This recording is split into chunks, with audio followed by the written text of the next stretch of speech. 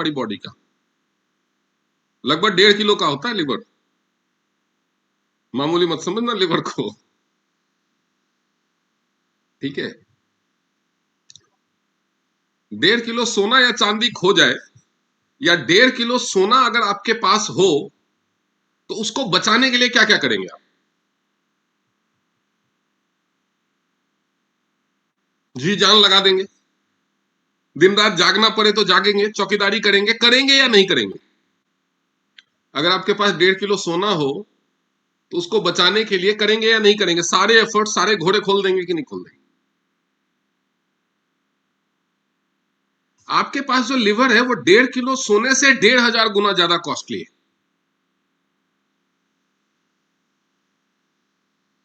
लेकिन उसकी कोई वैल्यू नहीं, कोई उसको बचाने की जरूरत नहीं।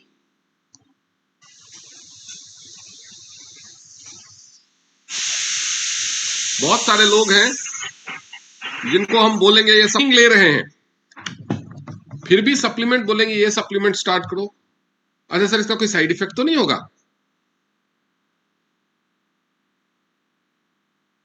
लेकिन दुकान पे जाकर के डबल फ्राइड ब्रेड पकौड़ा खाने में, 3 दिन का सड़ा हुआ चाउमीन खाने में कोई साइड इफेक्ट का डर नहीं है उनको। सच्चाई है कि नहीं बताओ? हम्म। गोलगप्पे खाने के बाद सल्फर वाला पानी, भैया थोड़ा और देना। सब करते हैं ये, मैं भी करता हूं, ऐसा नहीं है कि मैं आप ही लोगों को बोल रहा हूं। Every one does it. आज आप डिसाइड करना कि लिवर की कीमत क्या है, और अगर आपके पास सोना है तो सोना बचाना ज्यादा इंपॉर्टेंट है कि लिवर बचाना ज्यादा इंपॉर्टेंट है?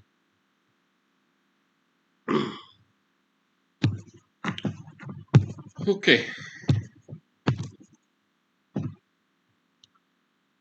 द टी कहां गया भाई? ये दिख रहा है सबको स्क्रीन? रूबी मैम स्क्रीन दिख रहा है? The liver is the largest solid organ in the human body. अब ये सॉलिड ऑर्गन क्यों बोला गया है? क्योंकि इससे भी एक बड़ा ऑर्गन है, ब्लड भी हमारा ऑर्गन है, but it is not solid. Largest solid organ in the human body, weighing about 3 pounds, 1.4 kg in adults. वयस्कों में लगभग 1.5 किलो के आसपास इसका वजन होता है। 1.5 किलो इसलिए मैं बोल रहा हूं क्योंकि थोड़ा सा फैटी लिवर तो आजकल सबका हो गया है, जितने भी एडल्ट हैं सबका हो गया है। तो 1.4 kg होना चाहिए, लेकिन 1.5 किलो से कम किसी का नहीं है एडल्ट का लिवर आज के date. It is a dark reddish brown, गाजर जैसे कलर का, गाजरी कलर होता है ना, गाजर, गाजर खाए? तो गाजर जैसे कलर का cone shaped gland located in the upper right quadrant. Upper right quadrant क्या है? ये जो पसलियां जहां खत्म हो रही है ना, डायफ्राम, जस्ट वहां पे राइट साइड में, ये अगर हम ऐसे देखें तो ये एरिया में आपका लिवर होता है, ठीक है? अपर right quadrant, beneath the diaphragm and above the stomach. Liver के नीचे स्टमक, राइट किडनी, इंटेस्टाइन और गल ब्लैडर होते हैं। और गल ब्लैडर तो उसके अंदर ही घुसा हुआ, चिपका हुआ रहता है। It consist of main 2 lobe. 2 part होते हैं लिवर के, राइट और लेफ्ट। राइट वाला जो होता है थोड़ा साइज में बड़ा रहता है, ठीक है, और एक तरफ वो कोना जाकर के पतला होता है। अभी फोटो दिखाऊंगा मैं। With the right being larger, further divided into 8 segments. दोनों में 8 सेगमेंट होते हैं, और हर सेगमेंट में बहुत सारे, हजारों की संख्या में माइक्रोस्कोपिक लोब्यूल्स, मतलब ऐसे छोटे जो आंखों से नहीं दिख सके, उसको माइक्रोस्कोपिक बोलते हैं, जो हिपेटोसाइट्स, लिवर सेल को, लिवर के सेल्स को हिपेटोसाइट्स बोलते हैं, उससे बना हुआ होता है। और लिवर का सबसे ज्यादा काम यही हेपेटोसाइट्स करते हैं।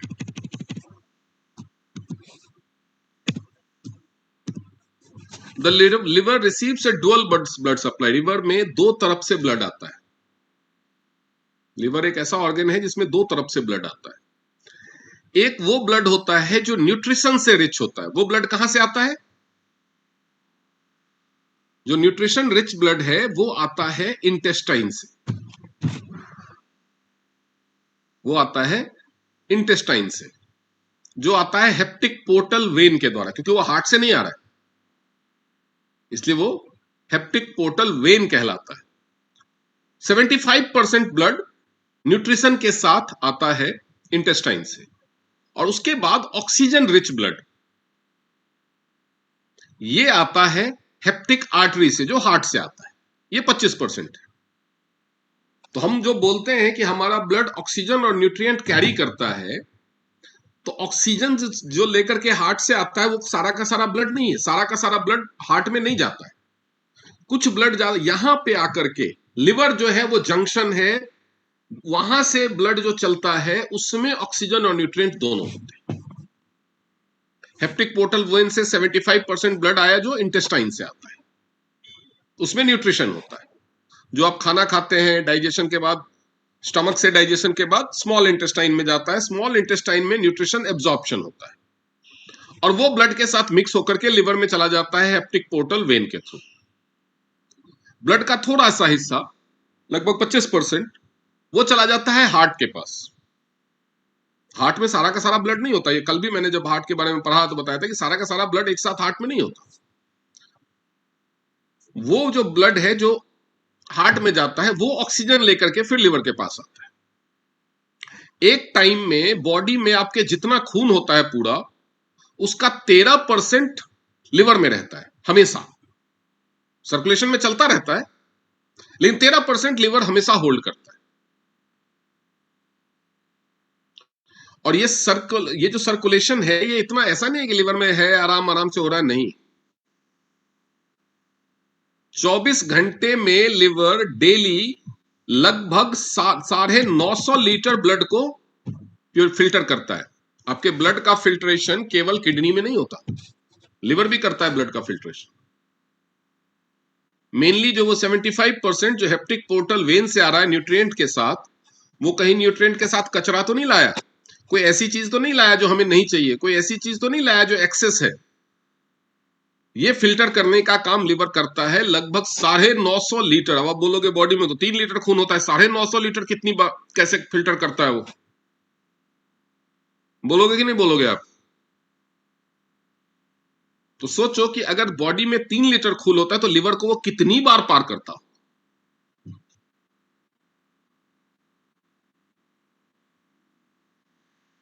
लगभग 320 बार। यानी आपके शरीर में खून कितने चक्कर लगाता है? 300 से ऊपर, तब जाकर के 950 लीटर ब्लड को फिल्टर करता है ना लिवर डेली। अब एनाटॉमिकल डायग्राम जो लिवर का है, showing the levers position, lobes, blood vessel and bile ducts, तो वो मैं दिखा दूं थोड़ा सा आपको। ये नॉर्मल लिवर है, सिर्फ ये ऐसे रहता है लिवर। ये जो हमारी बॉडी है, ह्यूमन बॉडी है, आपको ये इस तरफ लेफ्ट में लग रहा होगा, लेकिन ये आपका लेफ्ट है, सामने वाला जो बंदा है उसका राइट है। राइट हैंड साइड में देखेंगे, चेस्ट के जस्ट नीचे जहां पे डायफ्राम होता है, डायफ्राम जो लंग्स और हार्ट को सुरक्षित रखता है, रिब केज के नीचे ये आपका लिवर है। ये राइट लोब है लिवर का, ये लेफ्ट लोब है, दो हिस्सों में बटा हुआ है ना लिवर, बीच में यहां लाइनिंग है, ये सबसे बड़ा पोर्शन है। ये बीच में दुबका हुआ गॉल ब्लैडर है, ये स्टमक है, ये स्टमक है। तो ये तो पोजिशनिंग दिखा दी। इसका अगर हम और मैं आपको दिखाऊं इन मोर डिटेल, जो इसका एनाटॉमी है कि कहाँ क्या है, तो आप दिख रहा हो, संध्या में दिख रहा है? ओके, तो ये देखिए, ये लिवर है, ये इसका जो राइट वाला हिस्सा है ये बोला जाता है लिवर का बड़ा हिस्सा, ये छोटा हिस्सा इंफीरियर लिवर बोलते हैं इसको। इसमें जो नस जा रही है इंफीरियर वेना कावा, ये क्लाउडेट लोब, हेप्टिक वेन, जहां से ये लिवर में न्यूट्रिएंट रिच ब्लड जाता है। उसके बाद ये वेना केवा है, लिगामेंट है उसके, क्लाउडेट प्रोसेस और coronary ligament, right triangular ligaments, ये सब लिवर्स के मसल्स हैं। राइट लोब, रीनल इम्प्रिंट, नेक, बॉडी, फंडस, ये सब चीजें ये गॉल ब्लैडर को दिखाया गया है। गॉल ब्लैडर के 3 चीजें हैं, जब वो उसमें पढ़ते हो ना आपकी स्टोन कहाँ पे है, तो फंडस में है, मतलब यहाँ नीचे की तरफ है, बॉडी में है तो यहाँ पे है, नेक में तो मतलब ये जो हिस्सा है ये कहलाता है नेक। ये सीबीडी है, सेंट्रल बाइल डक्ट, जहां से लिवर से बाइल आता है। ये हेप्टिक पोर्टल वेन है, ये वाला जो ब्लू दिख रहा है ना, यहां से इंटेस्टाइन से यहाँ पे न्यूट्रिएंट रिच ब्लड आता है। ये हेप्टिक आर्टरी है, ये जो लाल कलर का यहाँ पे दिख रहा है ना, ये हेप्टिक आर्टरी है, यहां से हार्ट से ब्लड आता है 25%। ये बाइल डक्ट है, ये जो छोटा ग्रीन का पाइप है ये बाइल डक्ट है। ये कितना क्लोज है सब, ठीक है। तो इस तरह से कुछ लिवर का आपका ये होता है, ये है।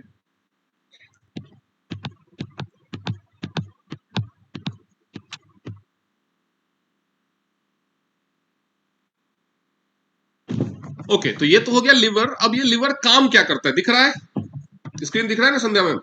अब थंब दिखाओ ऐसे, हाँ ऐसे मत दिखाओ। मेन फंक्शन क्या है वो समझिए। लिवर के मेन फंक्शन है ये जो हार्मफुल सब्सटेंसेस आप जो खाना खाते हैं और खाने के साथ जो कचरा लेते हैं, उस कचरे को निकालना लिवर का मेन फंक्शन है। अगर कोई आपका काम बढ़ा देता है तो आपको कैसा लगता है?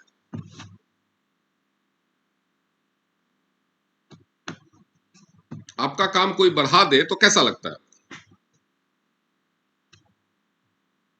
चलो किसी से पूछते हैं, किससे पूछ, किंजल प्रजापति मैम। हाँ सर।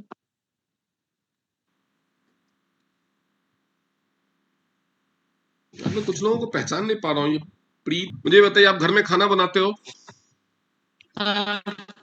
सारा चीज अपने हिसाब से ऑर्गेनाइज करके रखते होगे। हाँ। एक दिन के लिए कोई खाना बनाने जाए और सारे किचन का सारा सामान फैला दे, मिक्स कर दे, इधर चावल गिरा हुआ है, इधर दाल गिरा हुआ है, इधर आलू बिखरा हुआ है, तो कैसा लगेगा आपको? हरा भी लगेगा और फिर गुस्सा भी आएगा। गुस्सा भी आएगा। क्या करोगे उस आदमी का? एक दिन चलो माफ कर दोगे, अगर ऐसा रोज वो होने लगे तो? रोज होने लगे तो एक बार पनिशमेंट दे देंगे। अगर फिर भी ना रुके तो गुस्सा होकर के आप खोल छोड़ दोगे, भाई तुम फिर कोई संभालो मतलब किचन, ही नहीं है ना। तुम संभालो किचन, मैं नहीं बना रही खाना। आपके लिवर के साथ भी यही होता है। लिवर का काम है आप जो खाने में कचरा ले रहे हो उसको फिल्टर करके निकालना। तो आप महीने में 2-4 बार अगर ऐसा खाना खाते हो, बाहर का खाना, कचरे वाला खाना, तला हुआ, ये वो, तो लिवर एडजस्ट कर लेता है। लेकिन अगर आप रोज कर रहे हो, ज्यादा मात्रा में कर रहे हो, तो लिवर धीरे धीरे बोलता है बाहर में जाओ, तेरे को मरना है ना, तू मर, मैं हटा ही नहीं रहा, वो कचरा हटाना बंद कर देता है। तो अगर आपके खाने में वीक में 20-21 खाने खाते हो आप, अगर आपका 10 खाना हेल्दी है, 10 या उससे ऊपर, तो लिवर नहीं संभाल पाएगा। वीक में 10 तक संभाल लेता है। अगर बहुत अनहेल्दी खाना खा रहे हो तो 5, मॉडरेट खा रहे हो तो 10 तक, उसके आगे वो नहीं संभाल पाता। तब वो कुछ टाइम, और अगर यही चीज लंबे समय तक चलती रही, सपोज 1 साल तक, 1 साल का वक्त लिवर फिर भी देता है। उसके बाद लिवर आपके खाने में से जो कचरा आ रहा है वो निकालना बंद कर देता है। यानी लिवर ने कचरा निकालना बंद कर दिया, मतलब आपके पूरे बॉडी के सारे सेल्स को जो न्यूट्रिशन मिल रहा है वो किस चीज के साथ मिल रहा है? कचरे के साथ मिल रहा है। यानी पूरा शरीर आप में आपका क्या भर रहा है? कचरा। मोस्टली क्या होता है उसमें? फैट, शुगर, कोलेस्ट्रॉल और दूसरे टॉक्सिन्स। तो समझ लो लिवर क्या चीज है और क्या कर सकता है आपके साथ। ठीक है, तो इसका जो मेजर फंक्शन है वो, the liver performs over 500 vital functions. 500 से ज्यादा काम है उसके पास, बेकार नहीं, मामूली। इसलिए मैंने बोला ना कि सबसे धुरंधर ऑर्गन है ये बॉडी का। 500 से ज्यादा वाइटल फंक्शंस ये लिवर करता है, acting as a metabolic powerhouse, detoxifier, storage unit and digestive aid. Digestive organ नहीं है ये, डाइजेशन का काम नहीं करता, लेकिन डाइजेशन के काम को स्पेसिफाई करता है, हेल्प करता है। It regulates most chemical levels in the blood and produces bile to help eliminate waste. हमारे बॉडी में जितने भी ब्लड में केमिकल लेवल्स हैं, जब आप ब्लड रिपोर्ट निकालते हो तो कितनी चीजें दिखती है उसमें? 30-40 चीजें दिखती है ना। ये कम है, ये ज्यादा है, ये इतना होना चाहिए, MCHC, ये वो ताम झाम सब दिखता है ना। वो सारा मेंटेन करने का काम डिफरेंट डिफरेंट ऑर्गन से फीडबैक लेकर के, कुछ फीडबैक किडनी देता है, कुछ ये देता है, कुछ वो देता है, ये सारा मेंटेन करने का काम लिवर में, ब्लड में फैट कितना होना चाहिए, व्हाइट ब्लड सेल कितना होना चाहिए, रेड ब्लड सेल कितना, ये सारी चीजें, पोटेशियम कितना होना चाहिए, सोडियम की सारी चीजें, सारा केमिकल बैलेंस जो ब्लड का है, ये करने का काम है लिवर का। तो अगर लिवर डिसऑर्डर शुरू हुआ तो सबसे पहले किस चीज में रिफ्लेक्ट होना शुरू होगा? आपके ब्लड में। तो ब्लड में जैसे इन्फेक्शन आए, समझ लो लिवर के साथ कुछ तो गड़बड़ हो रहा है, ठीक है। इसके अलावा बॉडी से वेस्ट एलिमिनेट करने के लिए, मोस्टली वेस्ट निकलता है फैट के फॉर्म में। तो फैट के मेटाबॉलिज्म के लिए और वेस्ट को एलिमिनेट करने के लिए, बॉडी से वेस्ट मटेरियल को निकालने के लिए लिवर बनाता है बाइल। बाइल मतलब पित्त। आयुर्वेद में या लोगों के मुंह से, हिंदी में या वैद्यों के मुंह से सुना होगा ना आपको, पित्त की प्रॉब्लम है। 3 तरह के आयुर्वेद में पढ़ाया जाता है ना कि 3 प्रकार, वात, पित्त और कफ। पित्त की प्रॉब्लम है। पित्त की प्रॉब्लम है मतलब आपकी बॉडी से टॉक्सिन नहीं निकल रहे, गंदगी नहीं निकल रही। तो लिवर जो बाइल प्रोड्यूस करता है वो डायरेक्टली एक्ट नहीं करता है, उसका बहुत सारा हिस्सा हेल्प कर देता है इंटेस्टाइन में ही जाकर के, कि मतलब जहां से वो घुस रहा है ब्लड में, वहीं पे वो बैरियर लगाने का काम करता है। तो इंटेस्टाइन में जाने से पहले वो जमा होता है गॉल ब्लैडर। बहुत सारे लोगों को आपने देखा होगा कि गॉल ब्लैडर में अगर स्टोन्स हो जाते हैं, क्योंकि टॉक्सिन निकाल, जो गंदगी है वही निकालता है, वही गंदगी जम के स्टोन बनाता है गॉल ब्लैडर में। अगर गंदगी ज्यादा ले रहे हो तो गॉल ब्लैडर में स्टोन बनेगा। अगर आपके खाने में कचरा ज्यादा है तो गॉल ब्लैडर में स्टोन बनने के चांसेस ज्यादा होंगे।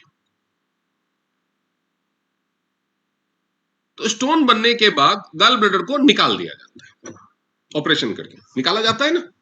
बहुत सारे लोग आप जानते होंगे जिनका गॉल ब्लैडर निकाल दिया गया। गॉल ब्लैडर निकाल देने का क्या मतलब हुआ?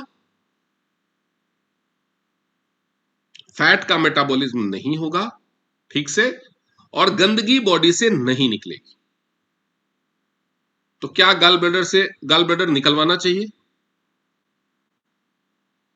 तो जब भी आपके पास कोई पेशेंट आता है, उसको आप गॉल ब्लैडर के स्टोन का ट्रीटमेंट का टाइम, कॉस्ट बताएंगे, ऊपर से दर्द भी होता है, तो बहुत सारे लोग दर्द के मारे या कॉस्ट के मारे चूज करते हैं कि चलो यार निकलवा लेते हैं।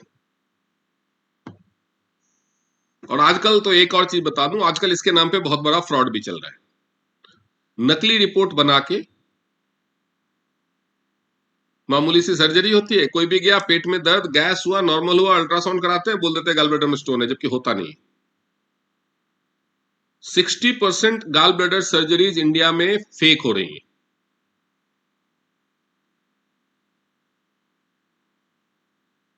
क्योंकि गॉल ब्लैडर के 90% स्टोन दर्द नहीं देते। बहुत सारे लोगों को तो गॉल ब्लैडर में स्टोन होता है, पता ही नहीं होता, वो किसी और प्रॉब्लम के लिए अल्ट्रासाउंड कराते हैं तो पता चलता है कि गॉल ब्लैडर में स्टोन भी है। जब तक वो ऊपर आकर के जो नेक है, नेक में या CBD में अटकता नहीं है, दर्द नहीं होता। अंदर पाउच में पड़ा हुआ है।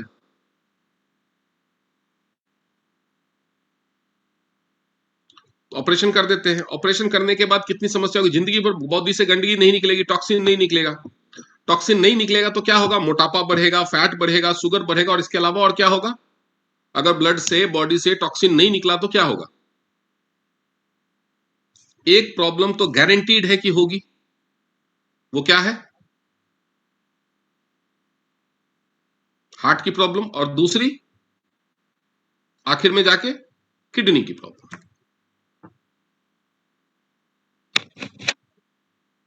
तो जो भी गॉल ब्लैडर निकलवाते हैं उनको बता दिए, भाई गॉल ब्लैडर निकलवा रहे हो तो ये दोनों प्रॉब्लम के लिए तैयार हो, क्योंकि ये फंक्शन आपकी बॉडी में नहीं होगा।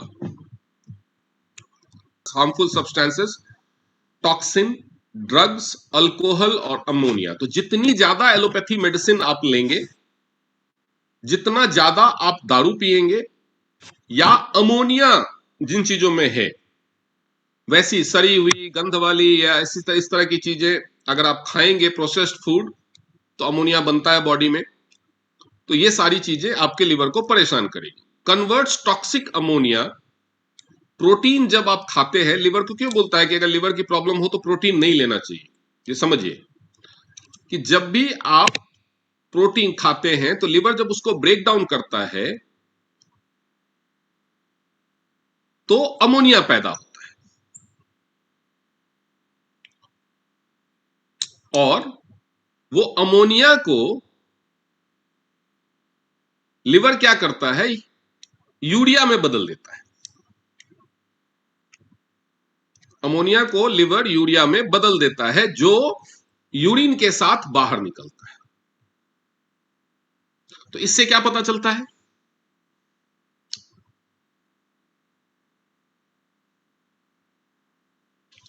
प्रोटीन के, अगर आपका लिवर ठीक से काम नहीं कर रहा है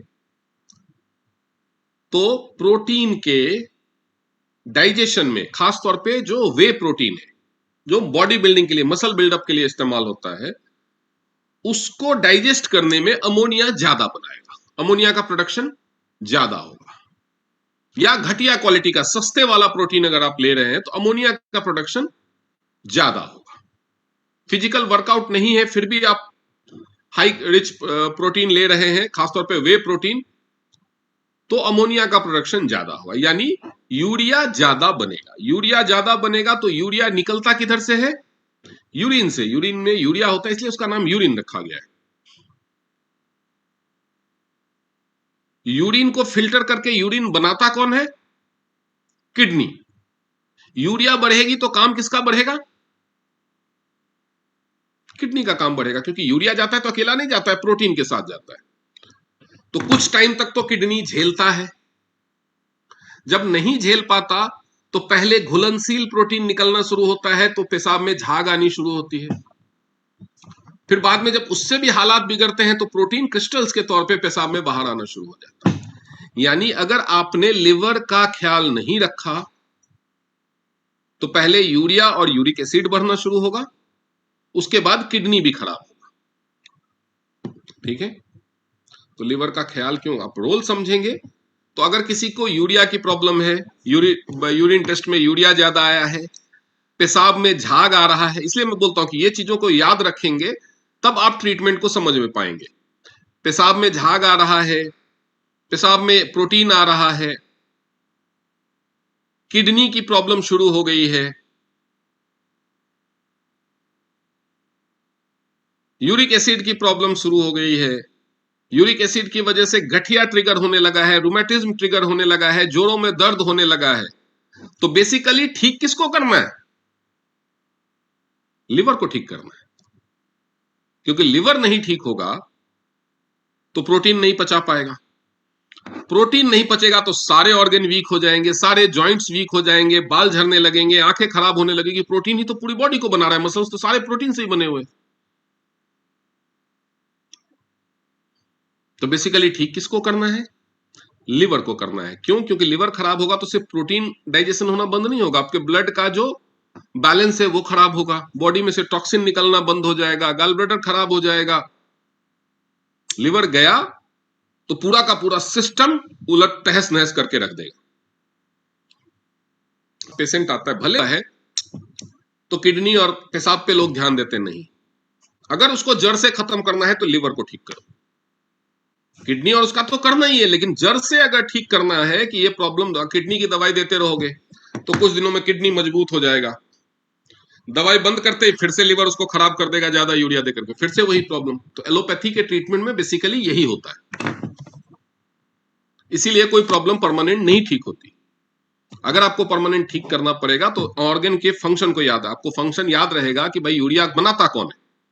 निकल तो पेशाब में रहा है, पेशाब किडनी से आ रहा है ब्लैडर में, लेकिन यूरिया कौन बना रहा है? किडनी के पास कहां से आया यूरिया? किडनी के पास ब्लड में से आया। ब्लड में किसने डाला यूरिया?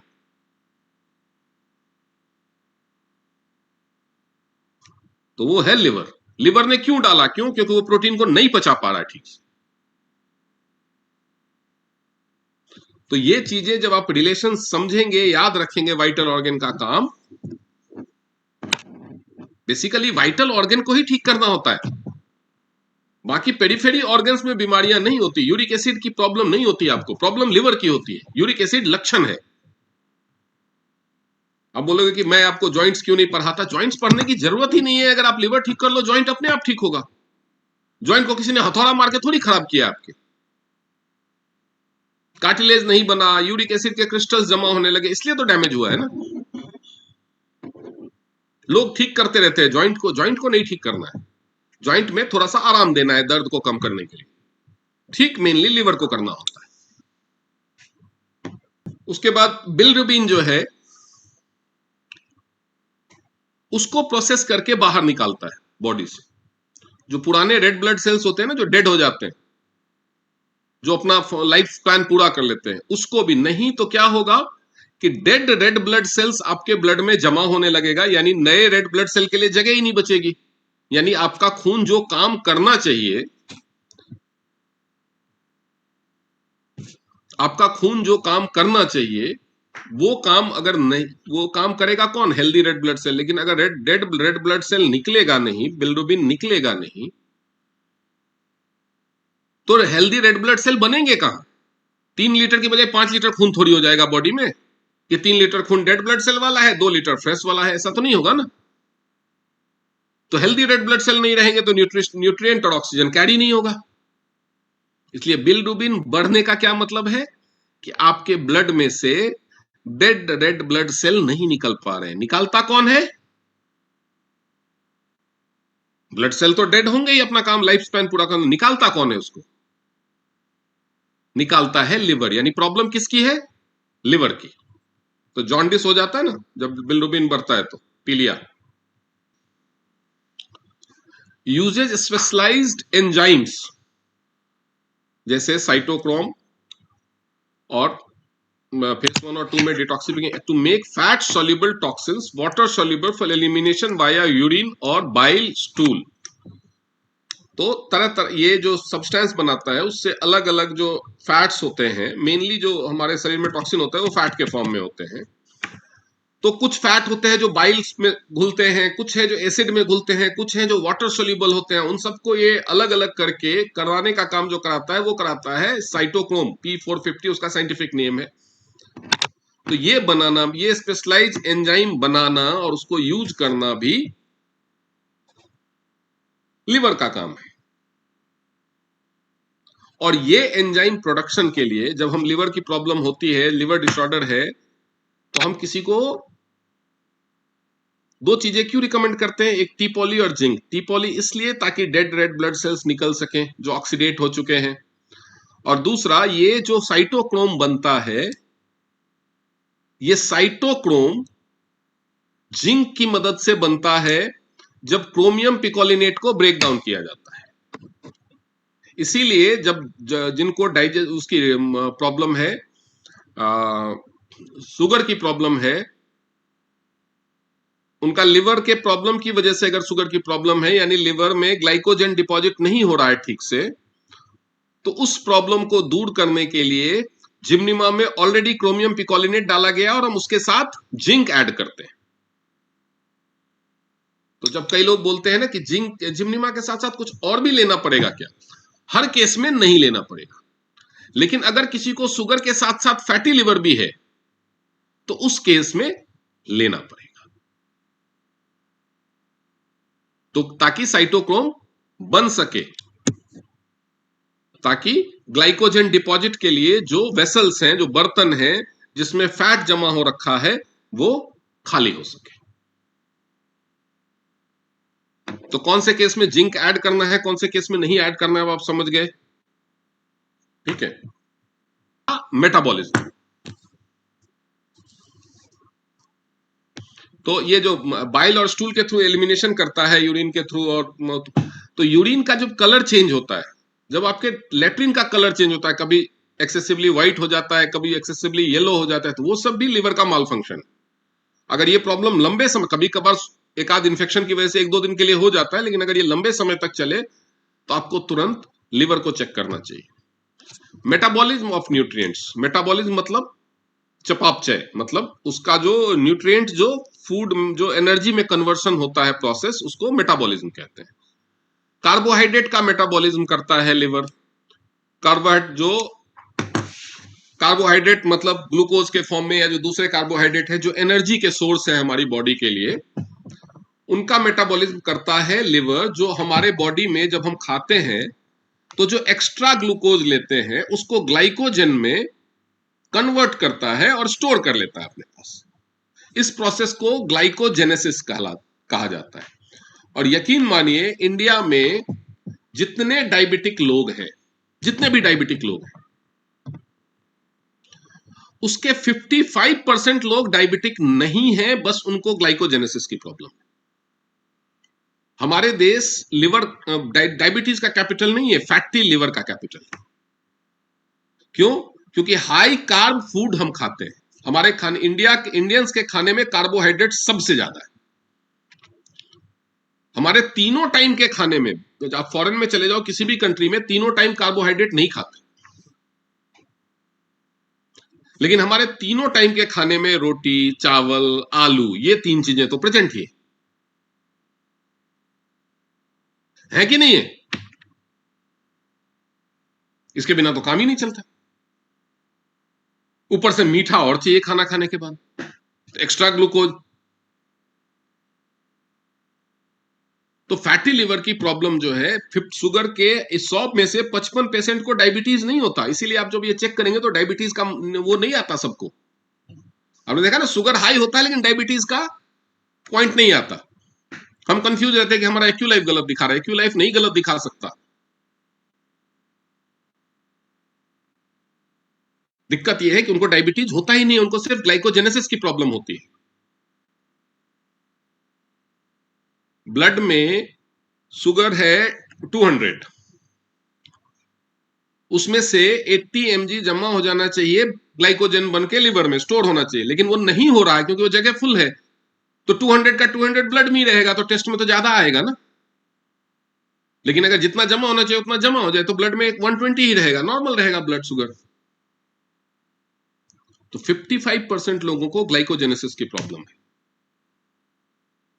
याद रखिए कि जो कहते हैं ना कि पेनक्रियाज में बीटा सेल रीजनरेट तो होता ही नहीं है। एलोपैथी वाले डॉक्टर बोलेंगे बीटा सेल कहां रीजनरेट होता है?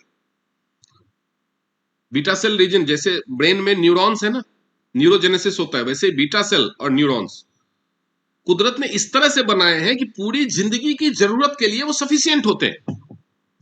जब तक उनको एक्सटर्नली किसी तरह से जबरदस्ती डैमेज ना किया जाए, वो पूरी जिंदगी के लिए सफिशियंट बना के देती है कुदरत। वो खत्म नहीं होंगे। जो भी चीज आसानी से पैदा नहीं हो सकती ना, वो आसानी से मर भी नहीं सकती। हीरा बनने में करोड़ों साल लगते हैं, इसीलिए हीरा सबसे मजबूत होता है, डिस्ट्रॉय नहीं होता। अगर कोयले की तरह आराम से टूटने फूटने लगे हीरा, तब तो खत्म ही हो जाएगा।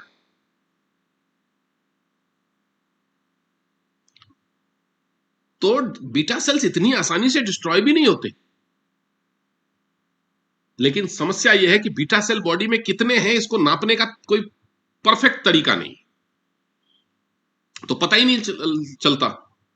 इसलिए अंदाजा लगाया जाता है कि ब्लड शुगर बढ़ा हुआ है तो यही प्रॉब्लम होगी। डायबिटिक पेशेंट को लिवर ठीक करने पे पूरा फोकस रखिए। पेशेंट केवल लिवर ठीक होने से 3-4 महीने में ही ठीक हो जाता है। लेकिन जीभ पे, जुबान पे कंट्रोल चाहिए। कहते हैं ना, जुबान पे कंट्रोल करने से ना 3 समस्याएं सॉल्व हो जाती है। कौन कौन सी समस्या? अगर जुबान पे कंट्रोल हो जाए तो 3 समस्याएं सॉल्व होती है। एक तो लोगों से झगड़ा नहीं होगा, जुबान पे कंट्रोल हो गया तो। सेहत की समस्या नहीं होगी। तीसरी कौन सी समस्या है?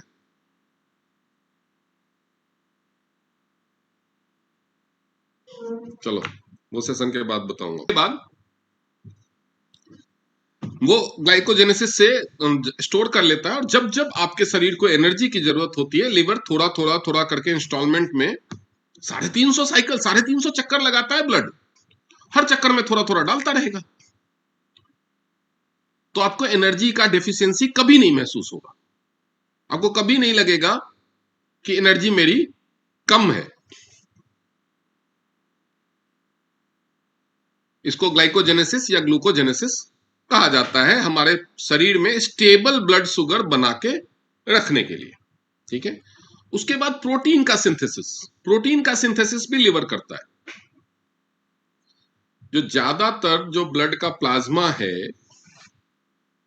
वो प्रोटीन, जो एल्ब्यूमिन है ब्लड में, आप जब टेस्ट करते हैं तो उसमें रहता है ना एल्ब्यूमिन, जो फ्लूइड बैलेंस बॉडी में बना के रखता है। उसके बाद क्लॉटिंग फैक्टर, जिससे ब्लड कितनी देर में जमेगा, खून का थक्का कितनी देर में बनेगा, वो से ज्यादा हो गया तो खून जल्दी जल्दी वो क्लॉट होने लगेगा, तो उसकी वजह से फिर प्रॉब्लम, ब्लड क्लॉट की वजह से। पतला हो गया तो वो दिक्कत, ओवर ब्लीडिंग की प्रॉब्लम शुरू हो जाएगी।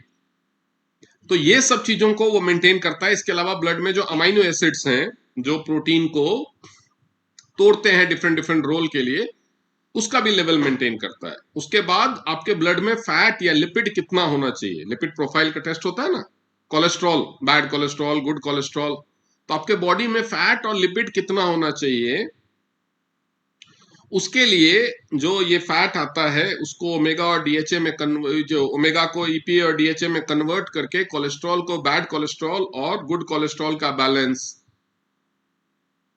जो एचडीएल और एलडीएल है, लो डेंसिटी लिपोप्रोटीन और हाई डेंसिटी लिपोप्रोटीन, जिसमें से लो डेंसिटी लिपोप्रोटीन को बैड कोलेस्ट्रॉल कहा जाता है। ये उसका काम, जो ये दोनों लिपोप्रोटीन है, इसके नाम में भी प्रोटीन है ना, तो ये दोनों जो लिपोप्रोटीन है, इनका काम है फैट का ट्रांसपोर्ट, फैट का ब्रेकडाउन।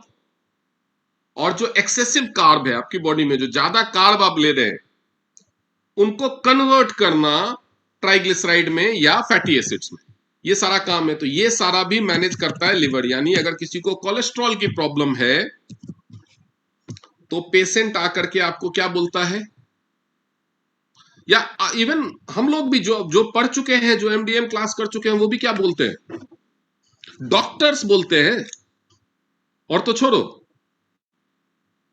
जब मैं ऐसे रहता था उसमें, मेरे आसपास कोई कभी बोल देता था ना, पेशेंट आया, डॉक्टर ने बोला कि ये रिपोर्ट करा के आ जाना, रिपोर्ट आ गई तो डॉक्टर के पास दिखाने जाते हैं ना, पेशेंट दिखाने जाता है ना, पढ़ने के बाद आपको तो कोलेस्ट्रॉल की प्रॉब्लम है।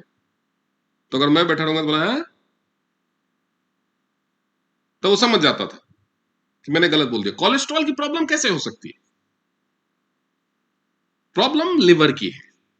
तो जब हम नोमेनक्लेचर ही, हम बोल ही गलत रहे, हम प्रॉब्लम को, प्रॉब्लम की बात ही गलत कर रहे हैं, तो प्रॉब्लम कहां से ठीक कर पाएंगे। अगर प्रॉब्लम कोलेस्ट्रॉल की है तो तुम क्या ठीक करोगे, कोलेस्ट्रॉल ठीक करोगे। लेकिन प्रॉब्लम कहां है, लिवर की है, उसको ठीक नहीं करोगे तो कोलेस्ट्रॉल कभी नहीं ठीक होगा।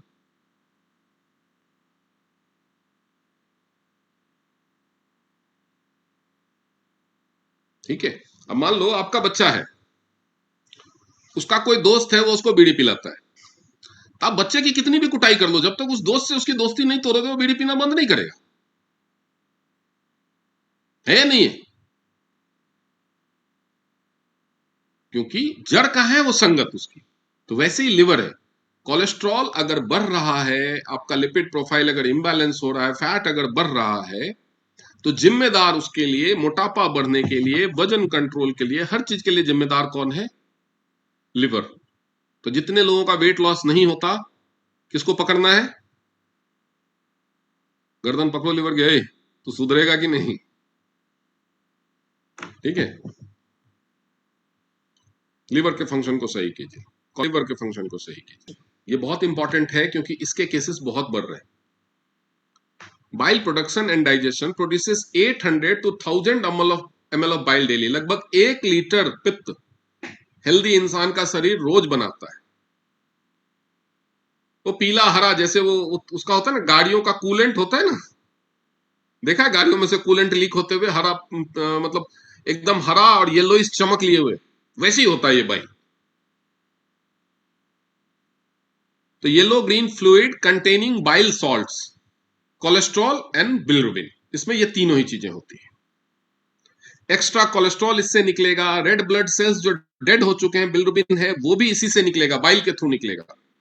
बाइल बेसिकली ये तीनों जो भी टॉक्सिन है, फैट के मेटाबॉलिज्म से, जो कोलेस्ट्रॉल या फैट है वो, और जो डेड ब्लड सेल्स है, वो सारा मिल करके ये आकर के जमा हो जाते हैं कहां पे, आपके गॉल ब्लैडर में। Bile emulsifies break down dietary fats in small intestine for absorption and help carry waste products away। ये दो काम करता है बाइल। जो डाइटरी फैट है, खाने में जो आप फैट ले रहे हो, तेल, घी, वसा, ये सब चीजें जो खा रहे हो, उसको ब्रेक डाउन करने में वो काम वो करता है इंटेस्टाइन में। और लिवर से जो एक्सेस कोलेस्ट्रॉल है और डेड ब्लड सेल्स हैं, रेड ब्लड सेल्स के डेड पार्टिकल्स, उसको लेके आने का काम, ये दोनों चीजों को निकालने का काम, ये दोनों काम बाइल करता है। ये सर्कल अगर गड़बड़ हुआ तो ये जो गंदगी जो वो निकाल देना चाहिए उसको, वो जमा होने लगता है गॉल ब्लैडर में, और वही पहले स्लज बनता है, कीचड़, और उसके बाद वो हार्ड होकर के सूख के स्टोन बना देता है। Stored and concentrated in the gall bladder before release. तो ये सब चीजें जाके गॉल ब्लैडर में स्टोर होती है, कंसंट्रेट होती है, लेकिन अगर वो टाइम से नहीं निकली गॉल ब्लैडर से तो स्टोन बनने लगता है। टाइम से नहीं कब निकल पाएगी? जब गॉल ब्लैडर के निकालने की कैपेसिटी से ज्यादा बन रही है। और कैपेसिटी से ज्यादा कब बनेगी? जब आपके खाने में टॉक्सिन्स ज्यादा हैं, जब आपके खाने में एंटीऑक्सीडेंट कम है, जब आपके खाने में फाइबर कम है और कार्बोहाइड्रेट और फैट ज्यादा है। तो आपके खाने में कार्बोहाइड्रेट और फैट कम होना चाहिए, फाइबर और एंटीऑक्सीडेंट्स ज्यादा होने चाहिए, टॉक्सिन्स मतलब ज्यादा जहरीला खाना, जो गंदगी वाला खाना है, जो फास्ट फूड है, जंक फूड है, वो नहीं खाना है या कम खाना है।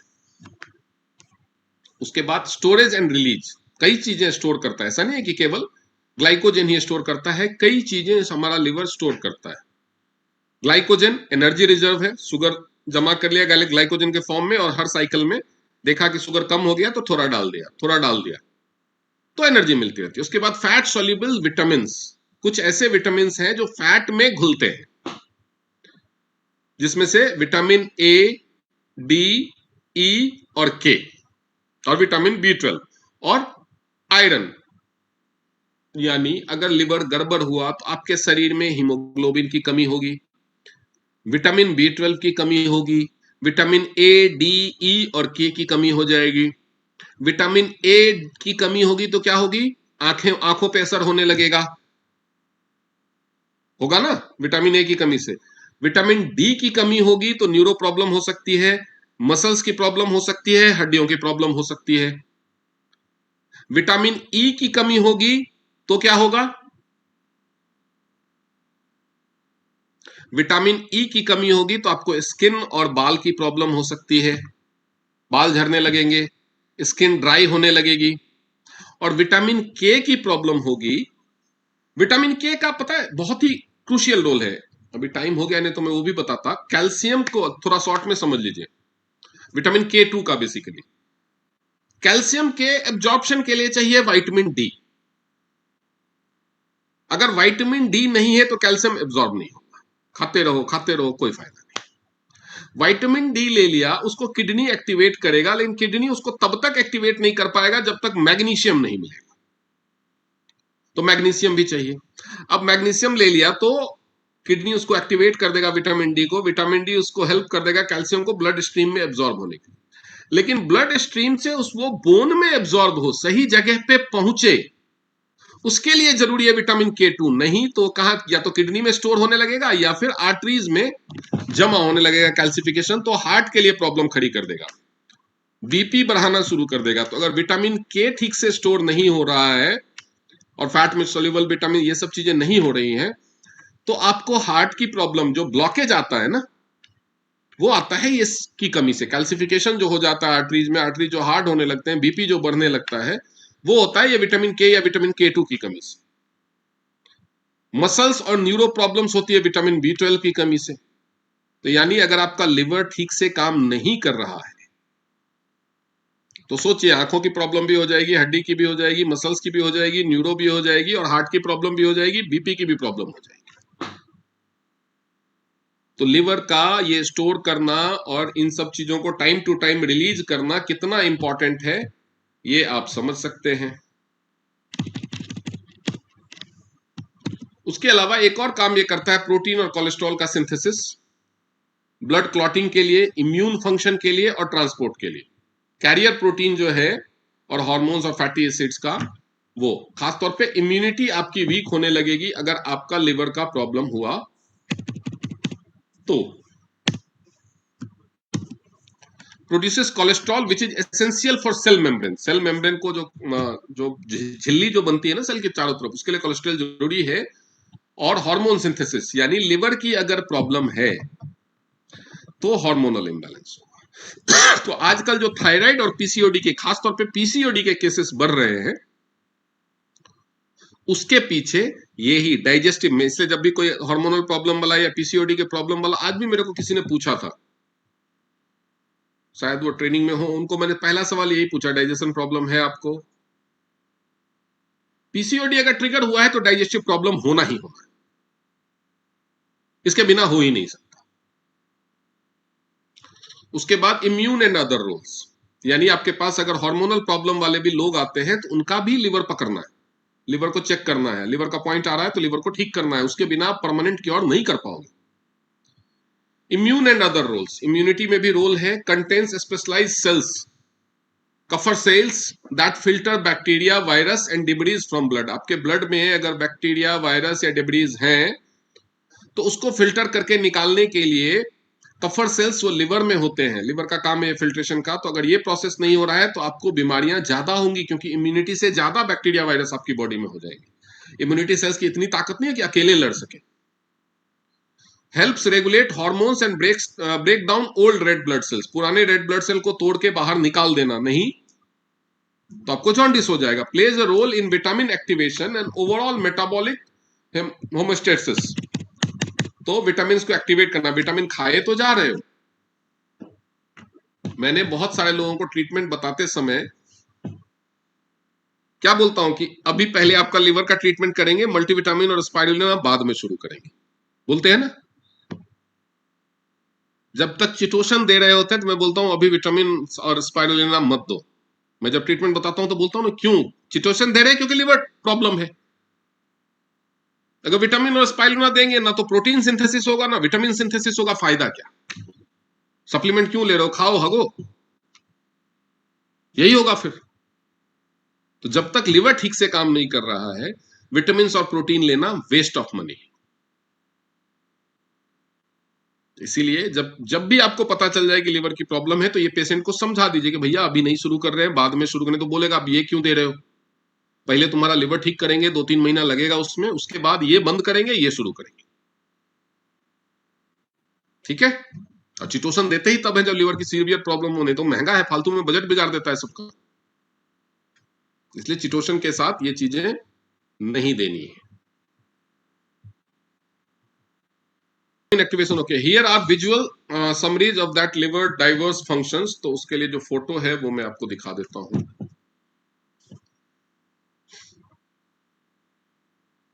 किधर गया? और इसको अगर आप थेरेपी सेंटर चलाते हैं या घर में भी इसका प्रिंट आउट रखिए, ठीक है।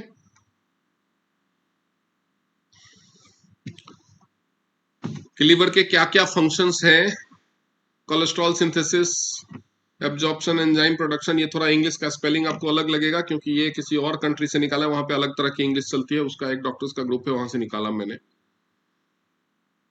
क्योंकि जो डिटॉक्सिफिकेशन ये जो बना हुआ है ना परमाणु का, hormones and enzyme production, detoxification main function, तो ये amino acid synthesis.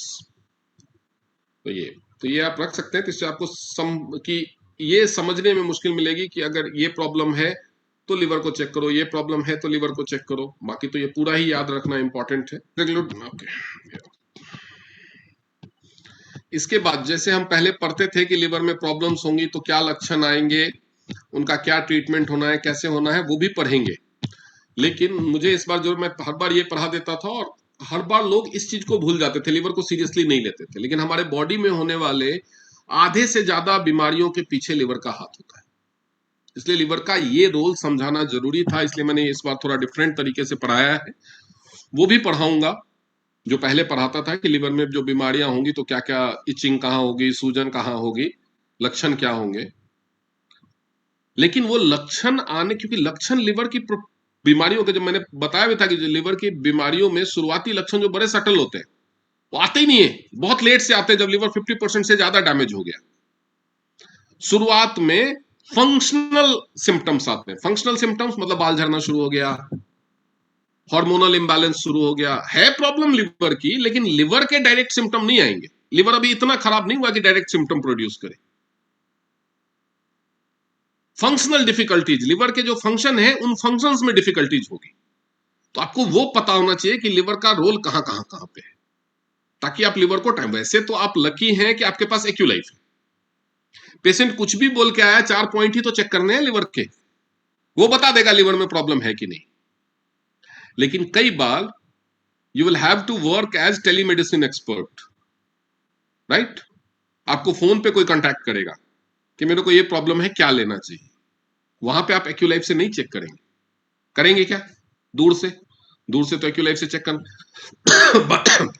Blood test के मामले में तो आप बोल भी सकते हो कि जाके एलएफटी करा लो, लेकिन आपको भी पता है कि हो सकता है लिवर में अभी इतनी प्रॉब्लम नहीं हो कि एलएफटी में आए।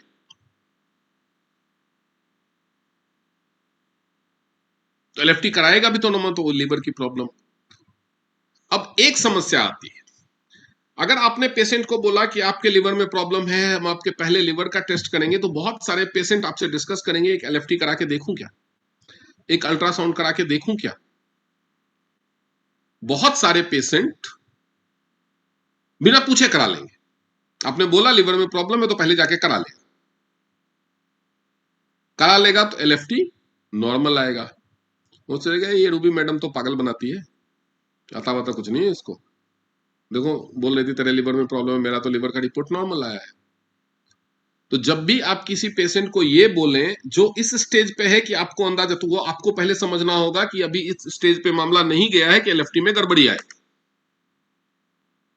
वो सेंसेशन की जो मैग्नीट्यूड होगी उसके आधार पे आपको जज करना होगा। वो जब हम एक्यूलाइफ से चेकअप पढ़ेंगे तो मेरे को याद दिला देना लिवर के टाइम में, मैं बता दूंगा कि कितना होना चाहिए। कैसे मैं एक्यूरेटली मेजर कर लेता हूं कि आपको फैट ग्रेड 2 है, आपको ग्रेड 3 है, आपका बैड कोलेस्ट्रॉल बढ़ा हुआ आएगा, आप चेक करा के देख लो। वो चीजें मैं आपको समझा दूंगा। एक्यूलाइफ ये इंडिकेट कर देता है, एक्यूरेटली इंडिकेट कर देता है, लेकिन फिर उसके लिए आपको एक्सपर्टाइज चाहिए, धक्केशाही में नहीं होगा। लेकिन अगर आपको थोड़ा भी डाउट है तो पेशेंट को पहले बता दीजिए कि अभी आपका लिवर खराब होना शुरू हो चुका है, इतना नहीं हुआ है कि एलएफटी में आ सके।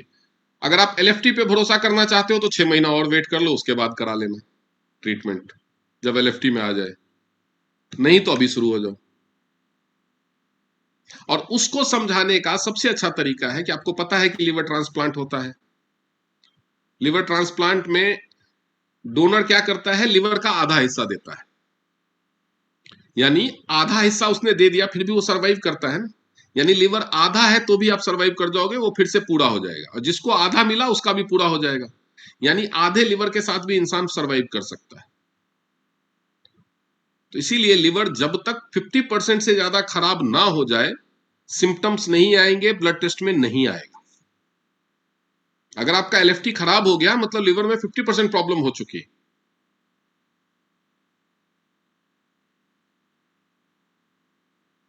लेकिन अभी आपका लिवर 30-35% ही खराब हुआ है, या जितना आपको इंडिकेशन आ रहा है, तो फंक्शन तो उसका खराब हो गया।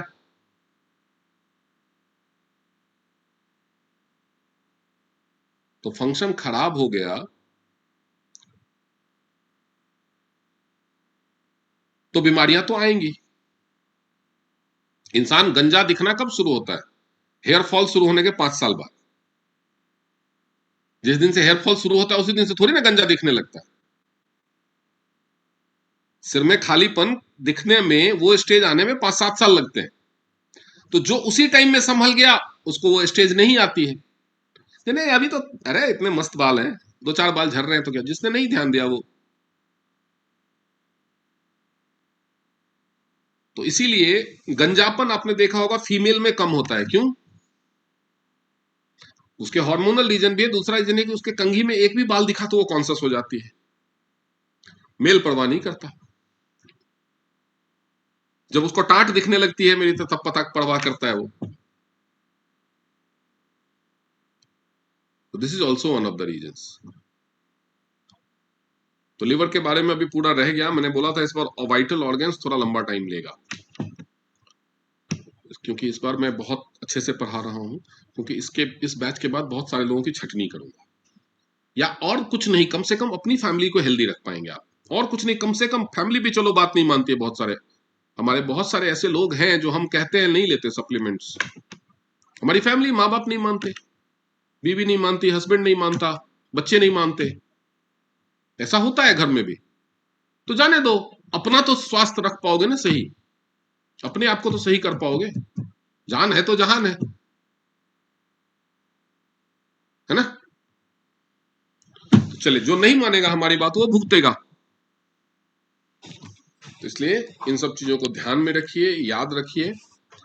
और आज का सेशन यहां खत्म करते हैं और मिलते हैं फिर अप्रैल। सर एक क्वेश्चन था। सर हाँ, जो कोलेस्ट्रॉल है जो आपने पढ़ाया, इसमें लिख रहा है कि cholesterol is essential for cell membrane and hormone synthesis. हाँ। सर कोलेस्ट्रॉल कैसे हेल्प करता है फिर हार्मोन सिंथेसिस में और उसमें सेल मेम्ब्रेन में? वो पूरा का कोलेस्ट्रॉल जो तो बीमारी बताते हैं सर। नहीं नहीं, वही तो कोलेस्ट्रॉल बीमारी नहीं है, हमारे शरीर में गुड कोलेस्ट्रॉल भी तो बोलते हैं ना। Yes sir. जो गुड कोलेस्ट्रॉल और बैड कोलेस्ट्रॉल है, दोनों का ये ट्रांसपोर्ट करते हैं फैट को। सेल मेम्ब्रेन बनाने में बेसिकली फैट का रोल होता है। फैट की एक लेयर होती है ना जो हमें यस एक्सटर्नल सर। टेम्परेचर वगैरह से बताती है। तो वो फैट को ट्रांसपोर्ट करने का जो काम करता है वो करता है गुड कोलेस्ट्रॉल। तो अगर गुड कोलेस्ट्रॉल कम होगा तो अच्छा फैट ट्रांसपोर्ट नहीं होगा। बैड फैट को ट्रांसपोर्ट करता है बैड कोलेस्ट्रॉल। जो लो डेंसिटी लिपोप्रोटीन है उसकी अपनी डेंसिटी कम है तो ज्यादा डेंसिटी वाले फैट को चिपका लेता है, तो मोटापा जो बढ़ाता है वो बढ़ाता है। तो इस तरह से वो तो डायरेक्टली कोलेस्ट्रॉल नहीं, इस तरह से वो उसमें हेल्प करता ओके सर। है। उसको 4 साल में पढ़ाते हैं तो और क्या पढ़ाते हैं, एक एक चीज, एक एक टॉपिक पे एक एक दिन का लेक्चर होता है। जिस उद्देश्य में मतलब कि प्रॉब्लम की वजह से शुगर बढ़ रहा है या शुगर की प्रॉब्लम है और साथ में लिवर के भी पॉइंट्स आ रहे हैं, तो जिंक देना ही देना है। ओके। ठीक है, नहीं तो जो ग्लाइकोसिंथेसिस जो ग्लाइकोजन होकर के डिपॉजिट होने का जो होना है वो है ना प्रक्रिया, वो स्लो डाउन हो जाती है। वो जो एंजाइम बनाता है जिसकी वजह से ग्लाइकोजेनेसिस होता है, वो एंजाइम बनाने का कैटलिस्ट है जिंक। वो जिंक नहीं देंगे तो वो एंजाइम नहीं बनेगा। ओके। ठीक है, खत्म करते हैं, फिर मिलते हैं 1 तारीख को या 2 तारीख को, एज द केस में बी। अब 1 तारीख के लिए तैयार। चलिए, गुड नाइट।